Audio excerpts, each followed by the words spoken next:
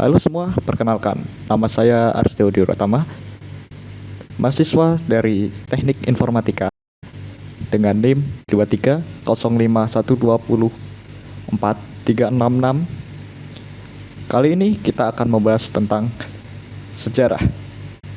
Bukan sejarah ini, maupun sejarah ini, melainkan sejarah dari benda ini. Sebelum kalian mengenal sejarah dari benda ini, kalian tahu apa benda ini? Ya, betul. Benda ini adalah komputer.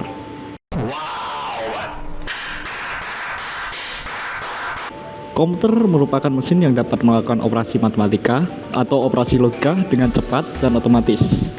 Pada masa sekarang, komputer mudah dipahami sebagai perangkat elektronik digital yang melakukan semua tugas di bawah serangkaian instruksi yang disebut program. Adapun jenisnya, komputer dibagi menjadi dua, yaitu komputer benam dan komputer pribadi.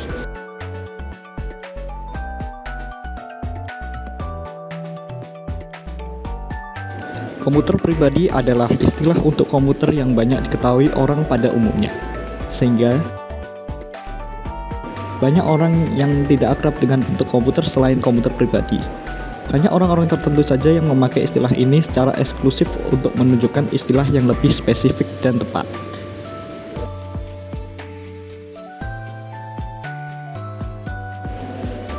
Komputer benam adalah komputer yang memiliki tujuan khusus yang seluruhnya dimasukkan ke alat yang dia kontrol.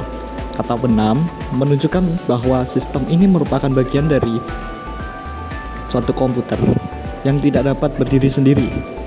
Sebuah sistem benam memiliki kebutuhan tertentu dan melakukan tugas yang sudah diset sebelumnya, tidak seperti komputer pribadi yang serbaguna. Contoh sistem atau aplikasinya antara lain adalah instrumentasi medik, proses kontrol, automated vehicle control, dan perangkat komunikasi. Sistem benam biasanya diimplementasikan dengan penggunaan microcontroller. Kita langsung masuk ke sejarahnya. Komputer digital pertama memiliki ukuran yang besar dan membutuhkan biaya untuk pembuatannya. Komputer pada masa itu umumnya digunakan untuk mengerjakan perhitungan ilmiah.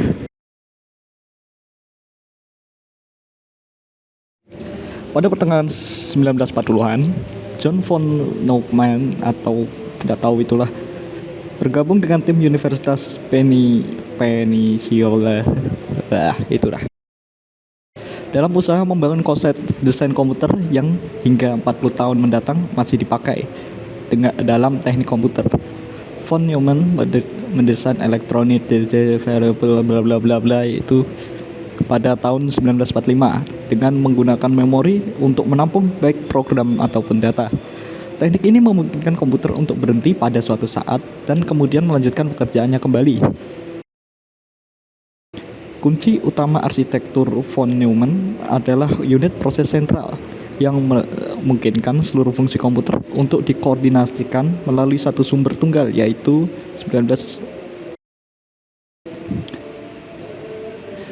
tahun 1951, UNIVAC One atau Universitas Automatic Computer One yang digunakan oleh Remington Rand menjadi komputer komersial pertama yang dimanfaatkan model arsitektur von Neumann tersebut.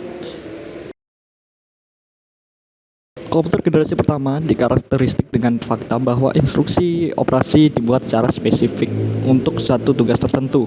Setiap komputer memiliki program kode binary yang berbeda yang disebut bahasa mesin.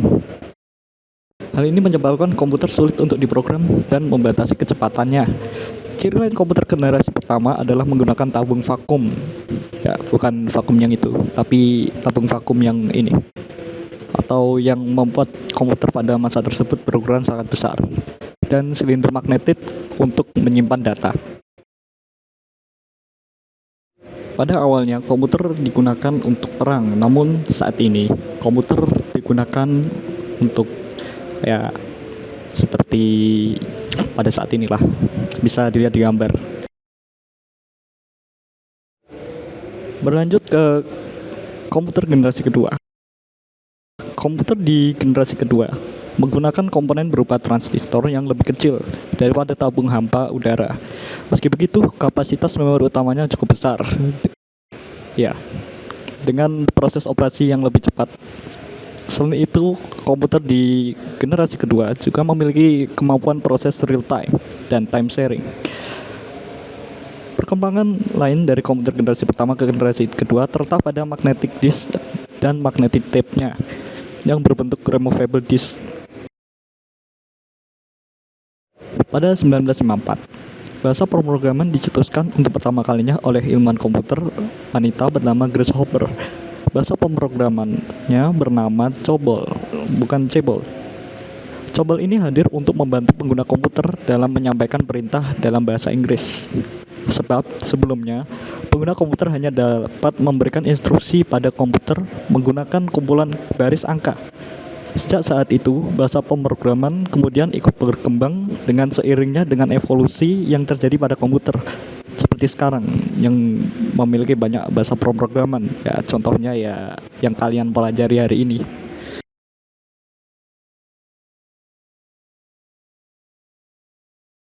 Walaupun transistor dalam banyak hal mengguliti vakum, namun transistor menghasilkan panas yang cukup besar yang dapat berpotensi merusak bagian-bagian komputer. Sehingga ilmuwan dari Amerika yang bernama Jack Kilby yang berhasil menemukan solusi dari masalah transistor pada komputer sebelumnya. Di komputer di generasi ketiga ini sudah memiliki ukuran yang lebih kecil karena menggunakan komponen IC atau integrated circuit sehingga hemat menggunakan listrik.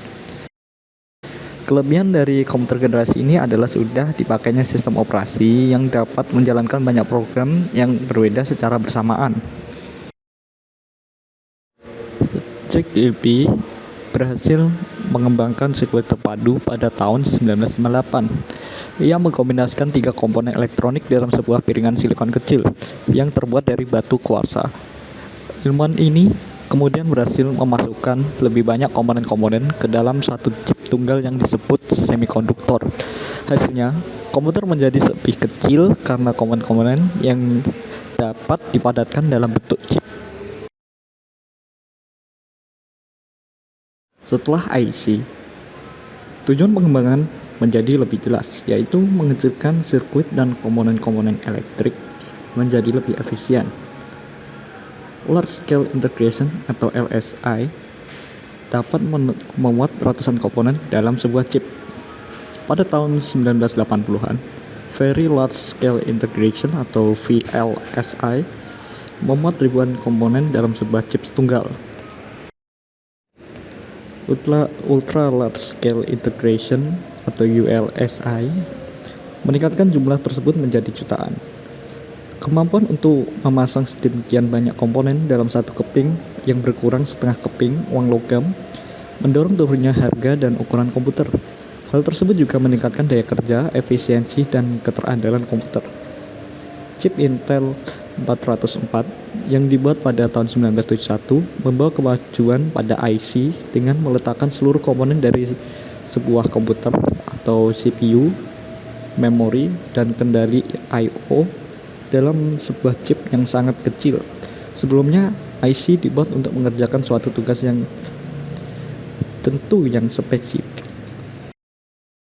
Kini, semua peralatan seperti microwave, oven, televisi, mobil, apapun itu sudah dilengkapi dengan mikroprosesor yang sangat membantu untuk menjalankan tugas mereka.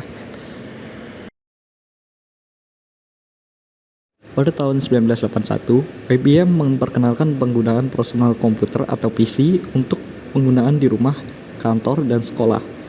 Jumlah PC yang digunakan melonjak menjadi 2 juta unit pada tahun 1981 menjadi 5,5 juta unit pada tahun 1982.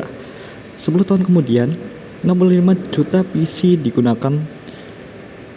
Komputer melanjutkan evolusinya menuju ukuran yang lebih kecil dari komputer yang berada di atas meja atau desktop komputer, menjadi komputer yang sangat cepat dimasukkan ke dalam tas atau laptop, atau bahkan komputer yang dapat digenggam.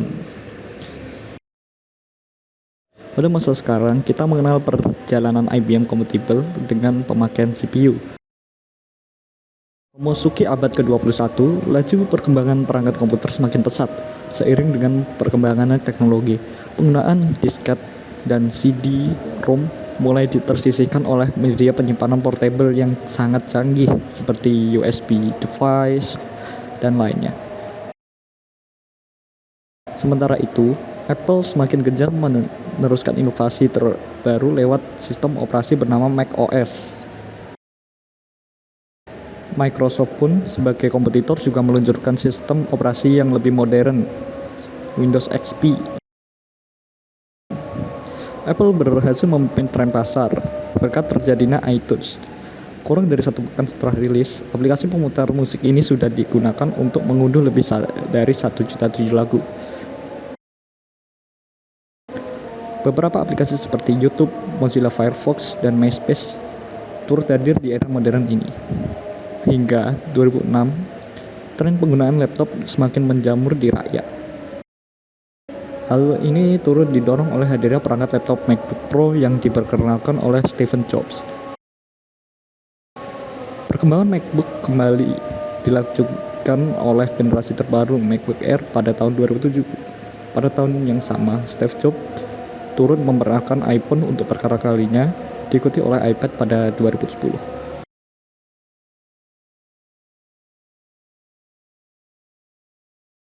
Generasi kelima komputer dipelopori oleh negara Jepang dan sudah mulai menggunakan standar PC.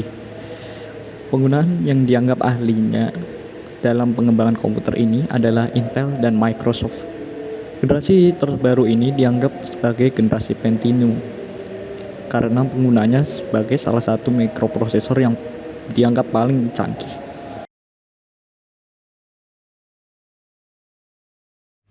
Sekian dari saya. Bila ada tutur kata atau perkataan yang salah, mohon dimaafkan.